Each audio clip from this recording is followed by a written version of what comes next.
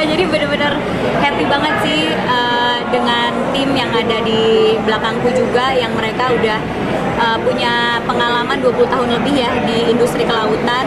Akhirnya bisa membantu aku untuk mewujudkan bisnis ini gitu, yang tadinya hobi, unboxing kapal buat diri sendiri. Terus akhirnya karena aku juga punya visi untuk mempromosikan pariwisata Indonesia, ya kenapa enggak kita jadikan bisnis gitu. Dan semakin banyak orang yang menikmati laut Indonesia kan semakin maju juga nanti pariwisatanya. Ada kesulitan tersendiri nggak sih Kak untuk memulai bisnis ini gitu? Oh pasti ini mungkin bisnis yang paling sulit ya, karena aku ini di luar industri bisnis yang biasa aku tekuni. Kan bisnis yang aku tekuni ya bisnis film, PH sendiri dan apa, ngeproduserin film gitu, atau jualan produk yang produknya ya kalau nggak makanan ya produk-produk perempuan gitu, perhiasan atau apa. Nah ini kapal gitu, tantangannya banyak banget untuk kita bisa bisnis kapal kan. Belum lagi ngurusin parkirannya, terus isi bensin, krunya, maintenance gitu. Tapi aku sambil belajar sih, bisnis ini tuh sambil belajar, dan seneng banget karena jadi kayak kuliah lagi, kayak punya pelajaran baru.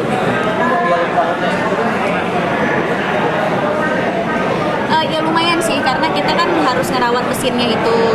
Tapi kalau mesinnya bagus dan dipakainya juga baik-baik aja gitu ya, nggak nabrak karang, amit-amit jangan sampai ya, nggak kenapa-kenapa sih, nggak yang terlalu tinggi juga. Tapi kan paling ininya parkirnya apa harus kita urusin, mau taruh kapalnya di mana gitu. Ini unitnya baru semua atau seperti apa? Apa? Unitnya baru semua atau? Yang ada unit yang lama yang aku beli Oktober untuk ulang tahunku itu yang paling kecil dari unit-unit yang ada sekarang, dan itu nanti mau aku taruh di Labuan Bajo. Terus unit yang kedua itu agak sedang, dia akan kita taruh di Bali. Terus habis itu satu lagi yang agak gede kita taruh di Jakarta. Jadi ada 3 unit. Ini cara Kak Prilly untuk menyalurkan Lisensinya sendiri seperti apa?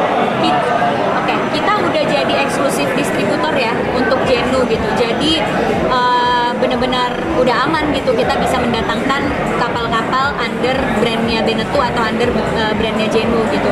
Kita udah eksklusif distributor, jadi siapa yang ingin punya kapal tapi terus mereknya Jenu itu bisa lewat kita. Jadi secara lisensi kita udah aman semuanya, dan ini kan juga bisa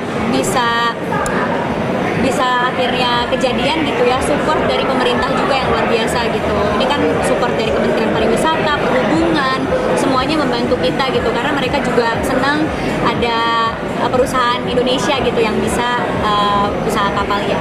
sejauh ini udah ini nggak sih Kak? Jadi salah satu Iya, sangat penyalur hobi sih.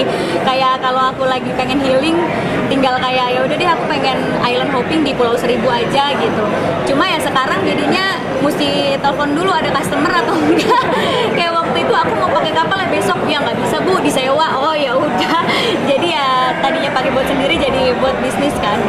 Ini juga menjadi cara Kak Prilly untuk Iya, totalnya 3, untuk pertama kali kita launching ini 3, tapi visi kita tuh setiap tahunnya tambah kapal, karena kita pengen punya berbagai jenis kapal. ini jadi cara buat Kak Prilly menyalurkan hobi nggak sih Kak? nyetir yacht sendiri. Nyetir yacht udah pernah, kebetulan yacht sendiri ya pas baru beli aku coba nyetir. Tapi untuk nyetir itu nggak boleh sembarangan ya, harus punya license. Jadi aku nyetir itu cuma sebentar doang, diawasin sama kapten, nggak boleh nyetir sendiri karena harus ambil license-nya. Jadi mungkin habis ini aku ambil license buat nyetir itu kapal. Ya, tapi ada kesulitan nggak pas nyobain? Oh sulit banget ya ampun, saya nyetir mobil aja nggak lancar, suruh nyetir kapal sulit banget. Orang mikirnya gampang nyetir kapal gitu ya, karena nggak ada mobil di depannya gitu.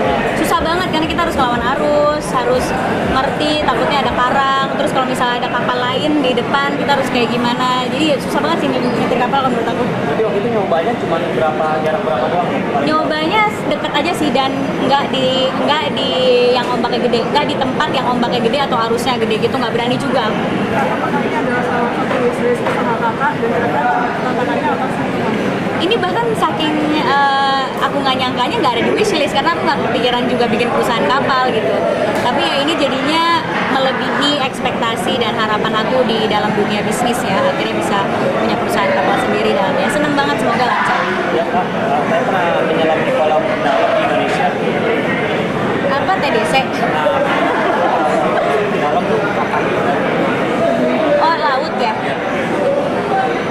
pakai alat apa nggak pakai alat? Kalau scuba diving aku paling terdalam itu di Banda Neira ya, karena Banda Neira itu laut terdalam, itu aku sempat nembus ke 43 meter. Kalau free diving yang nggak pakai alat di Alor di 22 meter. Apa yang paling direkomendasikan Kak? Mungkin untuk nanti orang yang mau berlayar juga, destinasi yang paling disukai Aduh, sama Kakak. jujur ya,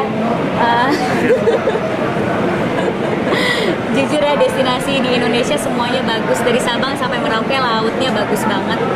Even di Jakarta Pulau Seribu aja ada spot diving gitu. Jadi aku kalau disuruh rekomendasiin bingung juga karena semuanya benar-benar bagus, dari karangnya, terus juga spesies kuncinya. Yang tadi aku bilang di presentasi, mungkin nggak banyak yang tahu Indonesia itu kita itu 76%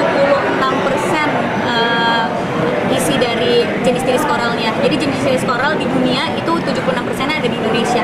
Jadi benar-benar banyak banget jenisnya. Terus 37% untuk ikan reef fish gitu. Jadi kaya banget laut Indonesia. Kalau disuruh rekomendasi benar-benar bingung, tapi kalau aku seringnya ke Indonesia Timur.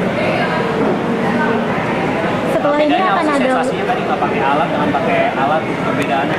Kalau pakai alat kita bergantung sama alat. Jadi kalau scuba diving harus ngecek alatnya terus aman atau enggak, dan ada beberapa ini kan peraturan gitu kalau pakai alat. Kalau nggak pakai alat ya kita cuma dealing sama paru-paru kita aja dan kemampuan kita nahan nafas. Jadi nggak ribet naik turunnya gitu. Kerja sama Pak Kevin seperti apa ini? Pertama kali kolaborasi sama Pak Kevin atau udah pernah sebelumnya? Ini pertama kali kolaborasi sama Kevin. Seneng banget sih karena kita seumuran, jadi juga kalau ngomong nyambung banget. Cuma beda olahraga aja, dia kan badminton, aku laut gitu. Jadi ya seneng aja aku bisa kasih dia titik-titik di mana yang bagus-bagus. Dia biasanya kalau WhatsApp aku malah bukan kerjaan, kita WhatsApp kerjaan di grup. Kalau WhatsApp aku, Pril, mancing di sini oke nggak? Kamu ada kenalan kapten buat ini mancing nggak? Jadi malah gitu. tadi kelewat Kak, ini butuh waktu berapa lama untuk mempersiapkan ini semua akhirnya terjadi sebuah perusahaan gitu? Hampir setahun setengah lah ya, setahun setengah, karena perizinannya kan diurusin juga, ngurusin perizinannya, terus juga ngedatengin kapalnya kan dari luar negeri, ya nyampenya lama, jadi kita pesan hari ini baru nyampe 3 bulan gitu, terus ngurusin perizinan, ngurusin nanti mau ditaruh di mana dan segala macam, itu lumayan panjang sih prosesnya, jadi 1 tahun setengah baru kita akhirnya bisa launching. Jadi tarifnya sendiri seperti apa sih? Mungkin boleh dibisikin nggak sih kisaran berapa gitu? Misalnya dari sini ke Nyewanya? Iya. Oh, sangat affordable kok gitu. Kita bahkan ada paket-paket dan banyak promo-promo menarik untuk yacht ini gitu ya. Jadi jangan karena namanya yacht jadi kayak aduh mahal nyewanya. Enggak, itu kapal yacht kita satu yang di Jakarta aja satu yacht itu bisa 15 orang. Itu mungkin kalau seharian bisa kayak ya mungkin 10 sampai 12 juta, belum kalau promo gitu. Satu orang bisa kalau isinya 15 kan bisa patungan kan. Terus kalau kapal yang kecil juga kita di range-nya di 7 sampai 8 juta dan isinya juga bisa sampai 6 orang. Jadi sebenarnya nggak begitu mahal gitu. Tapi ini sebetulnya bisnis yang menjanjikan sekali nggak sih untuk kedepannya, apalagi dengan Indonesia potensinya ya Kak? Dengan potensi Indonesia dan gimana tugas saya sebagai CMO untuk bangun awareness soal kapal yacht ini harusnya sih menjanjikan, tapi kan bisnis itu sangat fluktuatif ya, kita nggak tahu kapan untung kapan rugi tergantung dengan situasi, jadi ya doain